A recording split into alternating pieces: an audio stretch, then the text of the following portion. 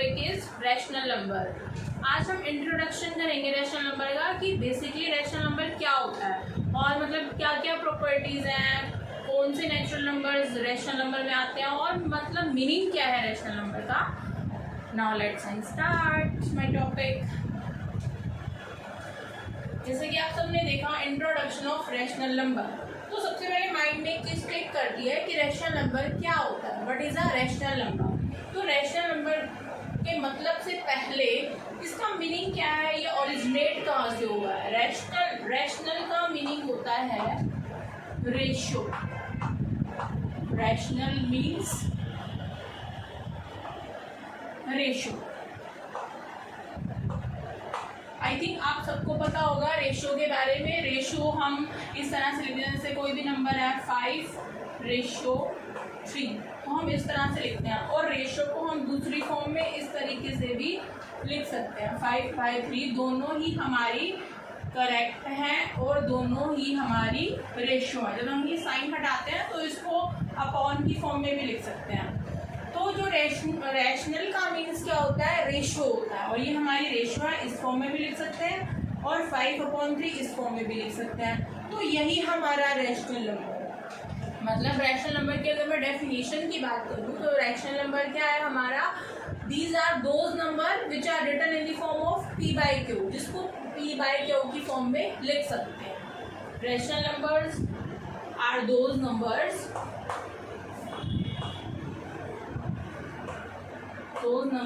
which are written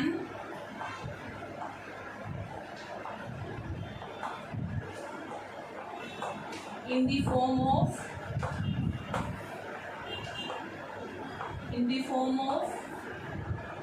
p/q. But one thing is, remember that q is never equal to 0.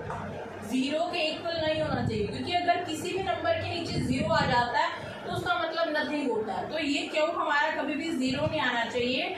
और बाकी हमारा p ऊपर कोई ना कोई नंबर तो होगा ही होगा। तो फॉर एग्जांपल, तो ये हमारी डेफिनेशंस है कि रैशनल नंबर्स क्या होता है। Rational numbers are those numbers which are written in the form of p/q but q is not equal to 0, मतलब जिसको हम p/q की फॉर्म में लिख सकते हैं, लेकिन जो हमारा नीचे वाला पोर्शन होता है वो 0 के इक्वल नहीं होना चाहिए। अब जो हमारा p/q है, आप बोलोगे ये क्या है, व्हाट इज इट, मतलब इसका मतलब क्या है p/q का। तो मैं आपको ये चीज क्लियर करती हूँ। यहाँ पे p और q का मीनिंग आपको पता भी है और मैं फिर भी क्लियर कर देती हूँ। p/q ये मेरा रैशनल नंबर है। तो p जो होता है हमारा वो न्यूमरेटर होता है, न्यूमरेटर। और जो d होता है हमारा वो डेनोमिनेटर। ये हमने फ्रैक्शन वाले चैप्टर में किया था, जो 5th क्लास की मेरी वीडियो में फ्रैक्शन है उसमें डिटेल में किया हुआ है, तो आप वहाँ से देख लेना अगर आपको अंडरस्टैंड ना हो।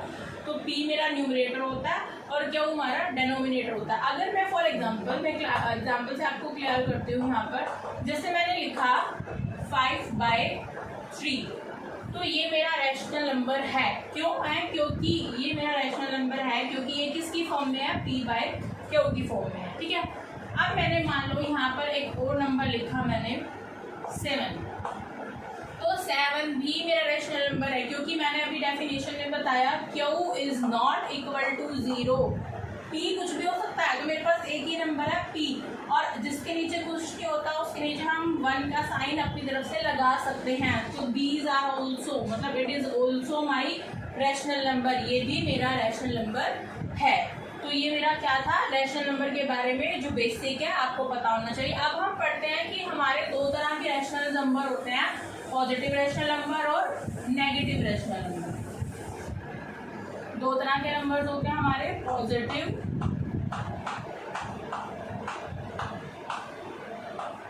मैं शॉर्ट फॉर्म में लिख रही हूँ RN मतलब रैशनल नंबर, और negative RN rational number. Positive में आपको समझ आ गया होगा, डेफिनेशन सेम है, p/q की फॉर्म को जिसमें लिख सकते हैं वो रैशनल नंबर होते हैं। अब पॉजिटिव का मतलब क्या है कि मेरे दोनों नंबर, मतलब p भी मेरा प्लस में होना चाहिए और q भी। फॉर एग्जाम्पल जैसे मैंने यहाँ पे लिखा 9/2, तो ये मेरा रैशनल नंबर है। और इस तरह से अगर मैं नेगेटिव की बात करूँ तो p/q, मतलब दोनों में से कोई भी नंबर मेरा नेगेटिव में हो सकता है। p भी नेगेटिव में हो सकता है और मेरा q भी नेगेटिव में हो सकता है। और मोस्ट प्रोबेबली अगर मेरा दोनों में से एक भी नेगेटिव है तो मैं यहाँ पर, जहाँ पर इसकी लाइन है सेंटर लाइन, वहाँ पर मैं माइनस का साइन लगा सकती हूँ। जैसे एग्जांपल में मैं आपको क्लियर करती हूँ,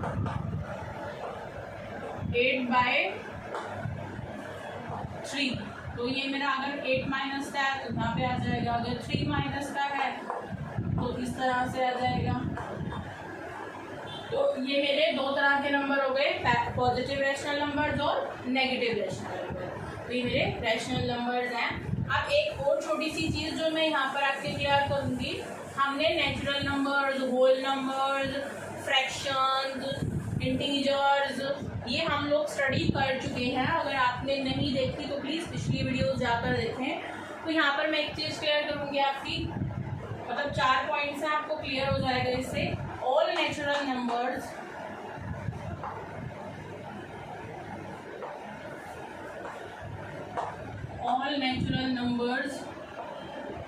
are rational numbers.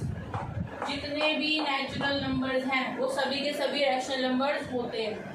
Second, all whole number हमारे 0 से स्टार्ट होते हैं और नेचुरल नंबर हमारे 1 से स्टार्ट होते हैं। तो all whole numbers are rational number. जितने भी होल नंबर्स होंगे वो हमारे रैशनल नंबर हैं। थर्ड मेरा है all integers are rational number. R N का मतलब रैशनल नंबर, ये मैंने शॉर्ट फॉर्म में लिखा है। और फोर्थ, ऑल फ्रैक्शन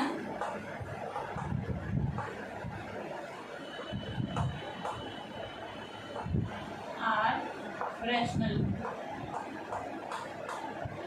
सभी नेचुरल नंबर मेरे रैशनल नंबर हो सकते हैं, सभी होल नंबर्स मेरे रैशनल नंबर हो सकते हैं, सभी इंटीजर्स मेरे रैशनल नंबर हो सकते हैं और सभी फ्रैक्शंस मेरे रैशनल नंबर हो सकते हैं। तो ये बेसिक चीज़ थी एक। नेक्स्ट हम पढ़ते हैं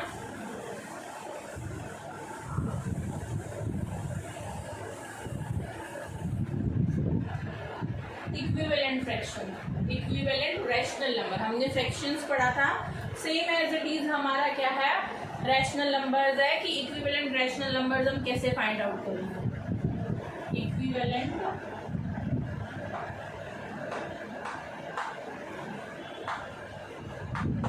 रैशनल नंबर, जिस तरीके से हमने फ्रैक्शन में फाइंड आउट किया था इक्विवेलेंट फ्रैक्शंस, अगर आपको याद हो तो हमने दो तरीके से फाइंड आउट किया था, एक मल्टीप्लाई वाले तरीके से और एक डिवीजन मेथड से। अगर आपने पुरानी वीडियो देखी होंगी तो आपको बिल्कुल अच्छे से समझ में आएगी ये चीज़, और अगर नहीं देखी है तो प्लीज़ जाकर पहले उसको देखिए, फिर आपको ये चीज़ क्लियर होगी।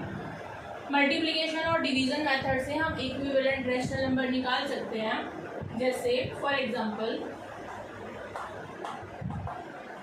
मुझे क्या करना है, मेरे पास 2/5 है, मुझे इसके इक्विवेलेंट फ्रैक्शंस निकालने हैं। आप कितने भी निकाल सकते हो, जैसे मैं यहाँ पे आपको 2 निकाल के दिखाऊंगी। तो मल्टीप्लाई, जैसे मल्टीप्लाई तो मुझे क्या करना है, न्यूमरेटर को भी सेम डिजिट से मल्टीप्लाई करना है और डेनोमिनेटर को भी सेम डिजिट से मल्टीप्लाई करना है।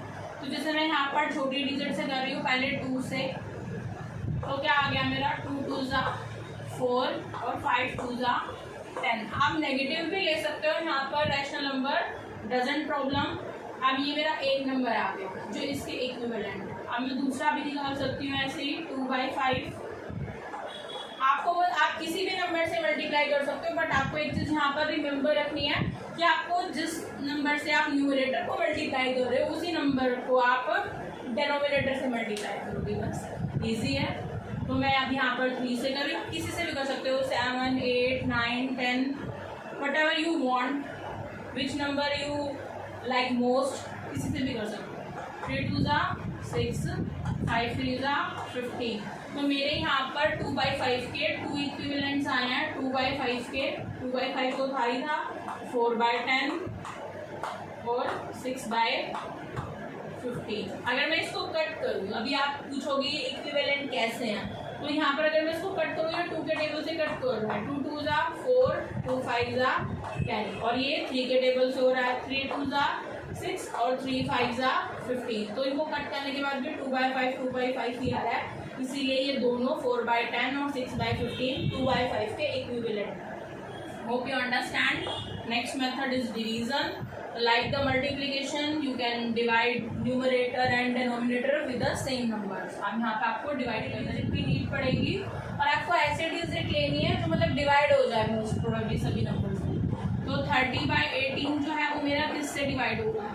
3 से हो रहा है, 2 से भी हो रहा है। तो पहले 2 से करके देख लेते हैं। सेम नंबर से आपको डिवाइड करना है। 15/9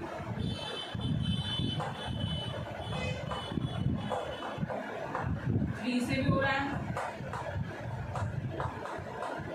10 6 से भी हो रहा है।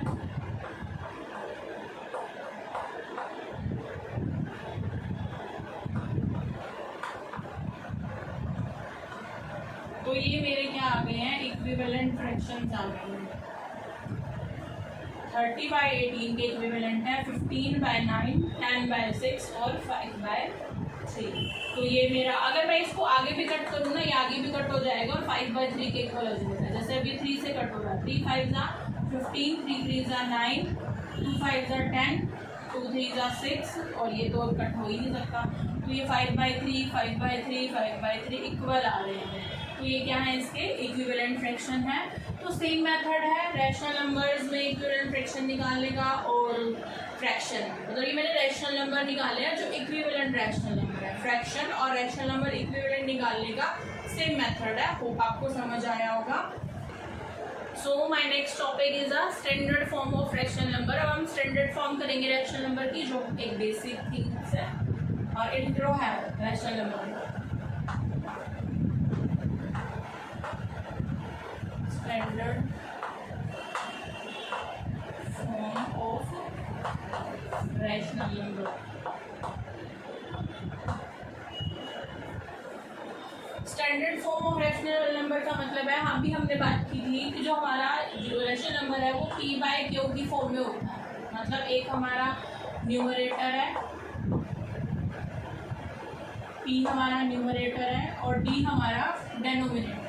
ये हमने अभी डिस्कस किया है अपने पिछले टॉपिक्स में। तो अब यहाँ पर स्टैंडर्ड फॉर्म का मतलब क्या है कि जो मेरा डेनोमिनेटर होगा एक चीज, वो नेगेटिव नहीं होगा, मतलब वो आपको पॉजिटिव ही मिलेगा स्टैंडर्ड फॉर्म। और दूसरा, जो न्यूमरेटर है और डेनोमिनेटर है दोनों के कोई कॉमन फैक्टर नहीं होंगे अदर देन 1। सिर्फ 1 इसका कॉमन फैक्टर होगा और कुछ भी मैच नहीं करेगा। जैसे मैं आपके दोनों पॉइंट्स यहाँ पर लिख देती हूँ। फर्स्ट थिंग आपको क्या करना है, डेनोमिनेटर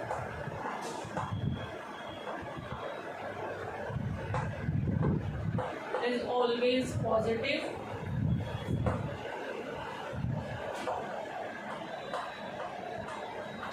और second thing, numerator and denominator have no common factor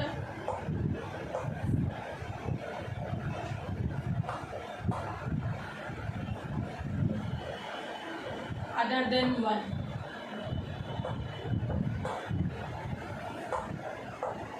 मतलब न्यूमरेटर और डेनोमिनेटर का कोई कॉमन फैक्टर नहीं होगा, सिर्फ 1 को लेके। फॉर एग्जांपल, जैसे मैंने यहाँ पे ले लिया 5/18।